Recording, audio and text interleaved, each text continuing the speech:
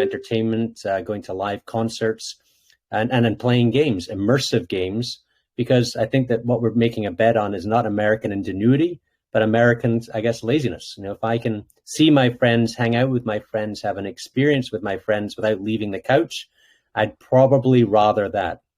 And I think that that's the future.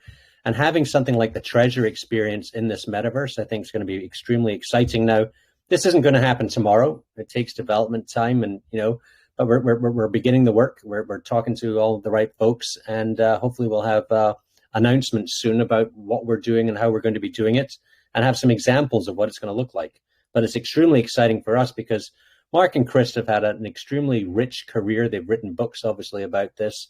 You can see the videos online, but I think it's extremely exciting. Now, when people play these games, if they want to get to the treasure faster or they want to get their collection done faster, I guess it's going to be a little bit like GTA.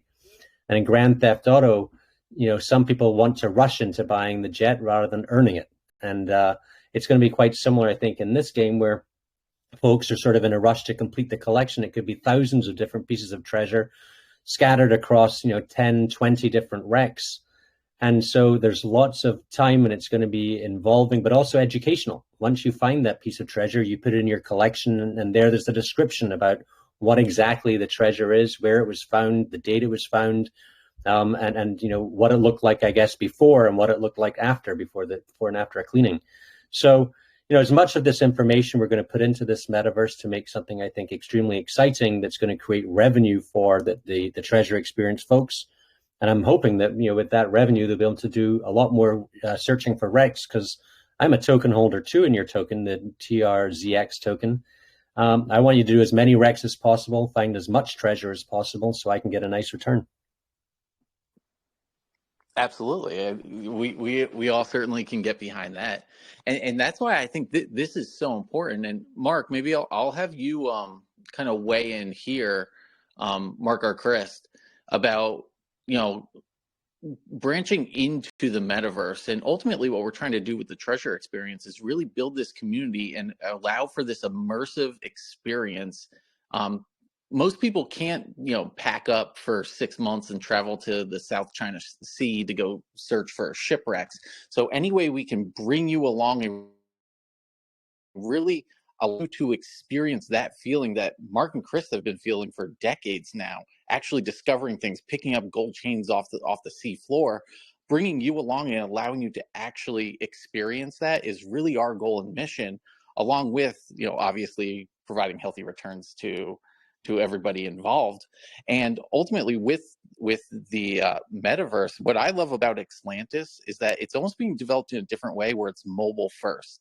A lot of metaverses right now, you're locked into VR goggles, or you can only do it on desktop.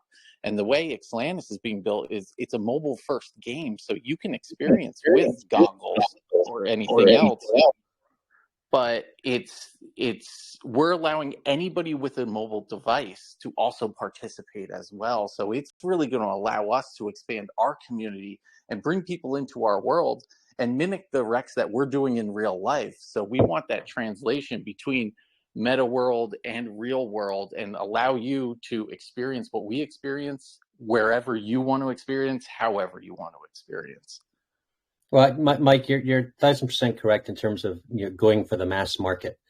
The way I think about goggles is it's almost like going accredited investors, in that you've got to have a lot of money to get goggles, and yet most people don't. They have a laptop or they've got a phone, they've got a tablet, and they can put that up on their television. But however they do it, we want people to have access to this, and I think that's very important. And that's one of the things that Xlantis has, and it's the technology that we partnered with. Mm-hmm. Exactly. And then the ability for us to link to wallets. So for folks that do own TRZX security tokens can get special privileges in the game. So we're now expanding our ability to have that secondary market and those token holders for those that want to use it as a financial vehicle. But also there's some that may want to use it as a utility in a game as well. So for anybody that's holding the token, there's now an expanded use of it, creating a larger market for that token exchange going forward. That's right. Our view is that digital securities have that third dimension. The first is security. The second is hopefully you're getting a return on it. And the third one is just by holding it, you should get something. And I guess my feeling is I own stocks in a lot of companies, but when I walk into a mall and I walk into a store, just because I own Nike stock, it doesn't mean anything. But when you walk into the metaverse and your Web3 wallet, like a MetaMask, links in with that metaverse, the metaverse can see you own tokens in something. So when you're doing that, let's say the treasure experience, then having that token, depending on how many tokens you have, would expect you to have different abilities, different capabilities. Perhaps you've got different suits that you can use, or maybe there's discounts on when you're buying certain things within it, or maybe you've got a little extra speed. But whatever it is, it's token holding should have its privileges. I know that going into a Nike store and I tell the guy I own Nike shares, I get absolutely nothing. But I think that's going to change going forward. And soon we're going to be going after what's called the insumers. These are people that are both investors and consumers. And I think security tokens are going to lead that way. Absolutely. Chris and Mark, I'll have you guys weigh in. I don't think you ever imagined something like being a part of the metaverse or potentially having a game built around you or being characters in a game when you set off on your first expedition. I'm just curious to hear from you guys about, what this means for you at this point in your career of oceanic exploration to be able to start to expand into something like the metaverse. Well, if you want to start from the beginning, we used to write letters not knowing if anybody ever got them. So we were not connected. One expedition we left and we came back and so-and-so had won the World Series and they weren't even in the playoffs when we left. And then another time the Pope died. So, we those days we were completely disconnected. But even then, people said, I wish we could go with you. And we knew a few of our early group that had ham radios, and they'd say, this is my call sign, and I'll be on at this time. And it was kind of cool back then, be out in the ocean somewhere in the world, and somebody back in Seattle could talk to you on the radio. That's how far we've come. But with this concept, we were just looking to be able to link up with the internet and satellite communications and bring people with us in the moment. And that is still the plan. It's just this metaverse has offered us a much greater access to communities we hadn't imagined before, and levels of playing. I'm looking at my children. They would rather do whatever they do with their phone, and they're taking photographs and videos and posting those. They don't necessarily have the same ambition to go out in a boat and do what I do. In fact, I can guarantee they won't. So, but they'll join through the metaverse and they'll tell themselves it's every bit as good as it would be if they went in person. And that's fine, because there's only room for so many people physically on our boat anyway. So this is amazing. Just the initial concept was already, we thought was great, but this is a fourth dimension that is meeting and exceeding our expectations. And so in turn, we need to do the same. So I'll let anybody that's listening know we have two very, very exciting projects coming up in the next 30 days. For sure, one of them, we've talked about the Silver Bullet. We're ready to launch probably around the end of the first week of April, maybe sooner if the weather permits. And another discovery we are going to announce in the next 2 weeks that nothing's 100%, but it looks really good. And if we do, in fact, verify that discovery, that'll make the international recognition everywhere in the world. So we're super excited, and we're excited to have as many people join us as possible, as little or as much as they. Absolutely, and that's kind of where I was going to take the conversation as well, Mark. So as we wait for Xlantis to really gear up, and we're going to start meeting with software engineers, storytellers to really build out this game concept. We have actual discoveries that we're going after. So you touch base on the silver bullets and what's coming up. So I think that's certainly the most immediate thing that we want to share here. As well as a lot of the large scale projects that we plan on going after in 2023. All this is going to be tied into the metaverse and everything there.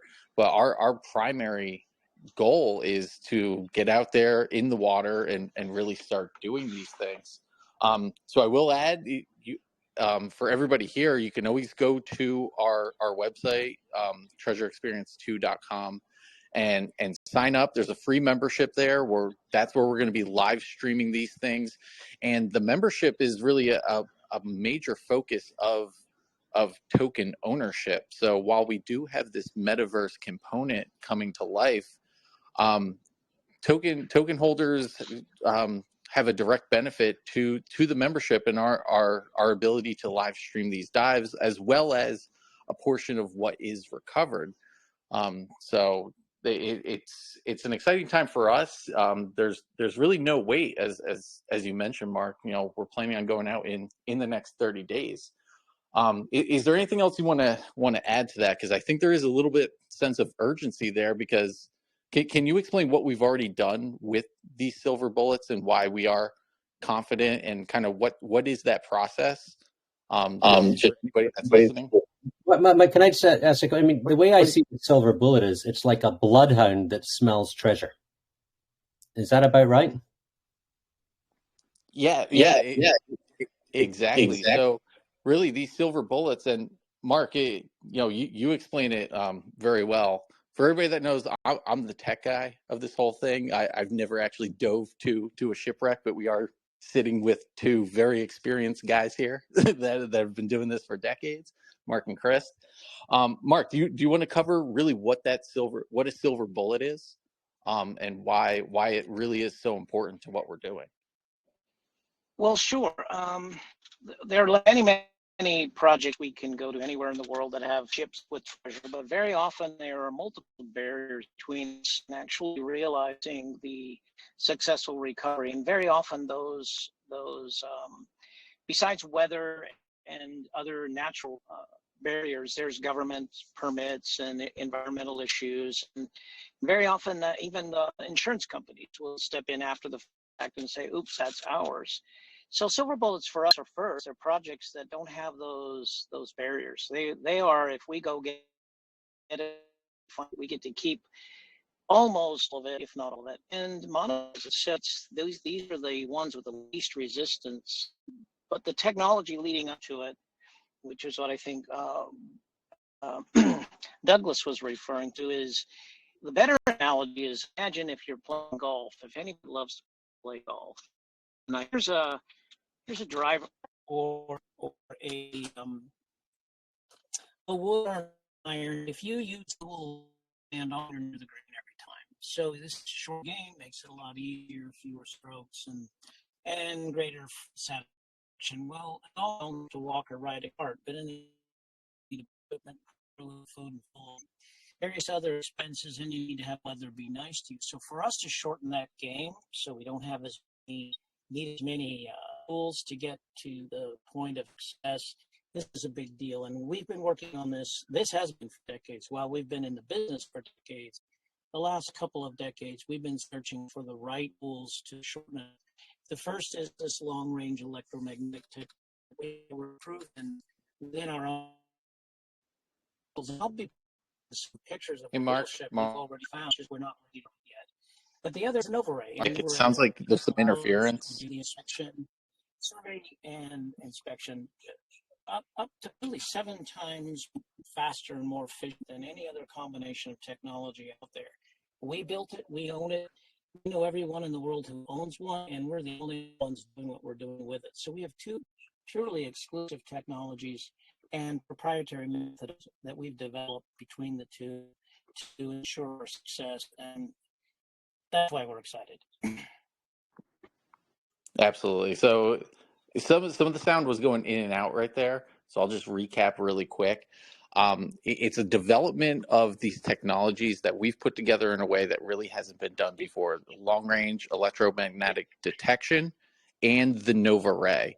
So the Nova Ray is really an invention by Chris and Mark, and I call them the Wright brothers of the ocean, because it's a remotely operated vehicle that literally flies under the water and uses the current to actually guide itself. So it does things that no other device in the world can do.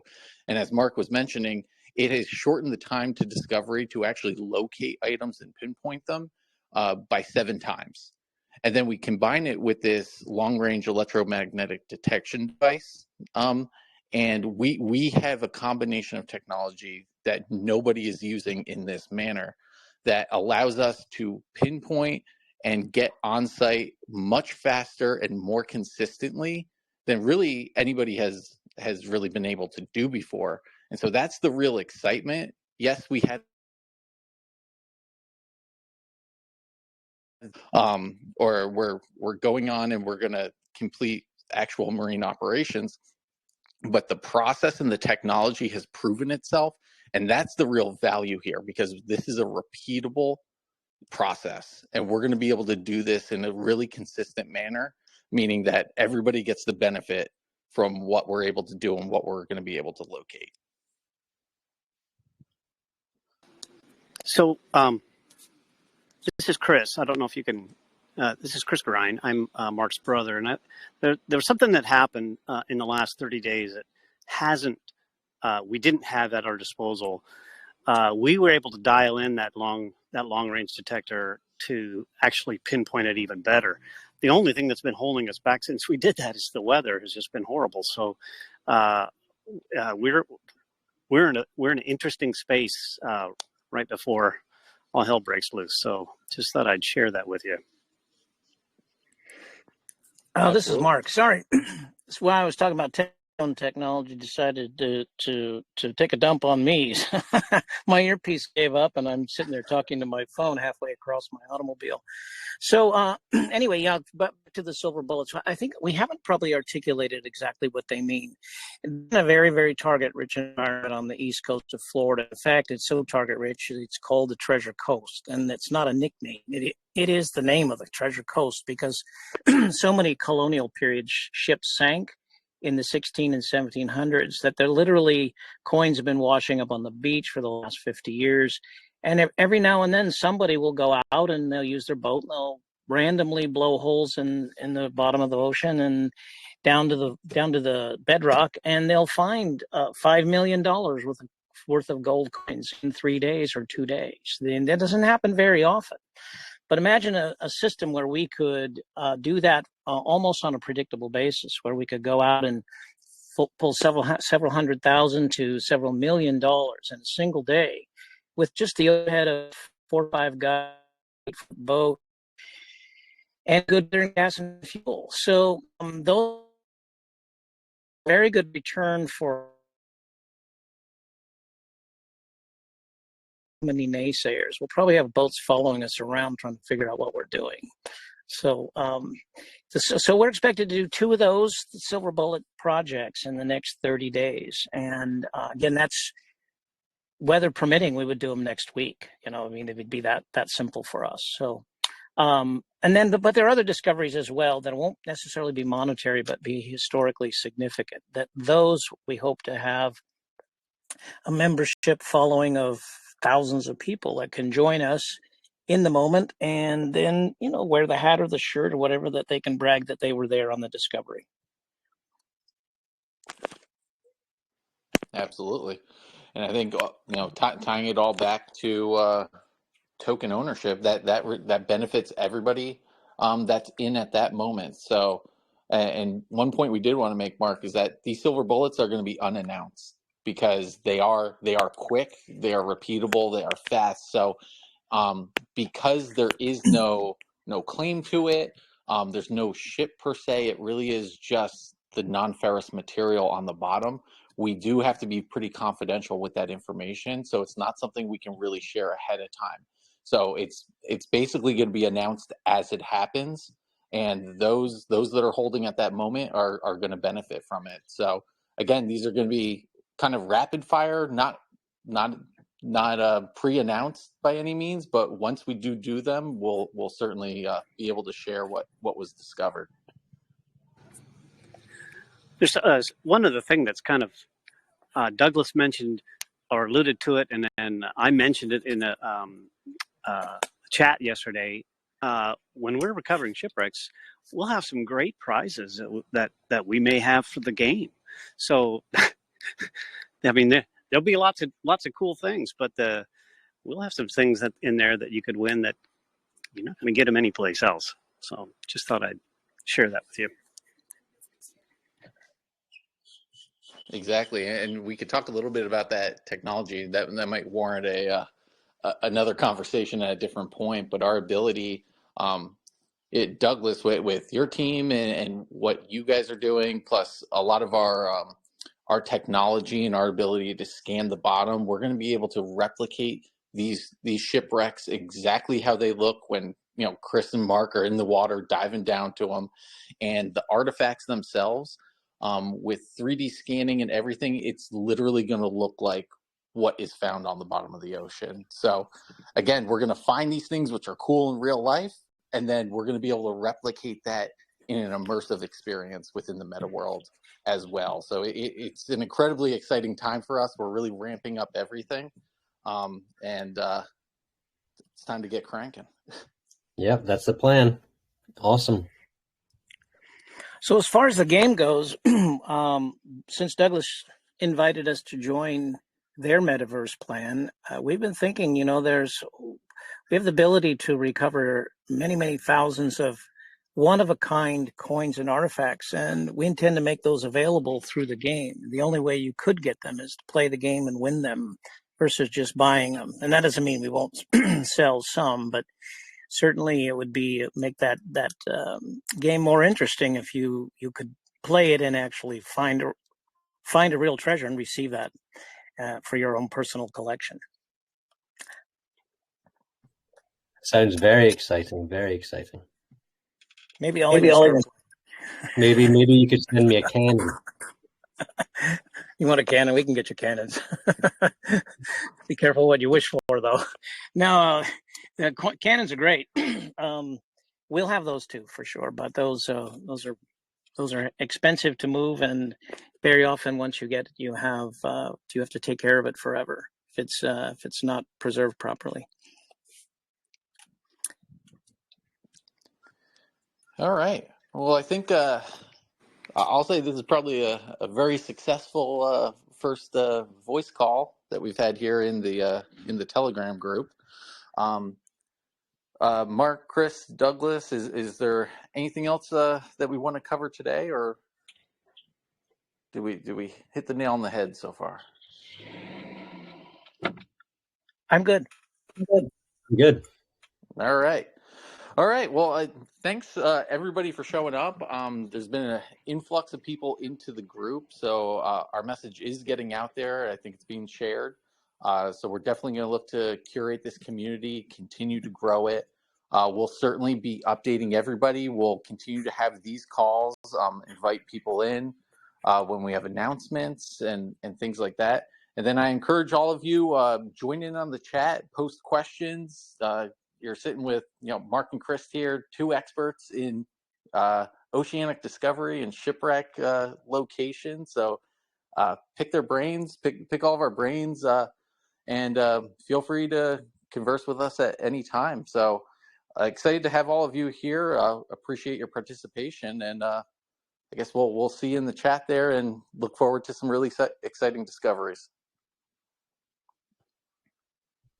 Thank you very much for having us. All right. Yes. Thank you all. Thank you. Appreciate your time, Douglas. Thank you, Douglas. Thank you, Mike. Take care, everyone. Take care. Bye.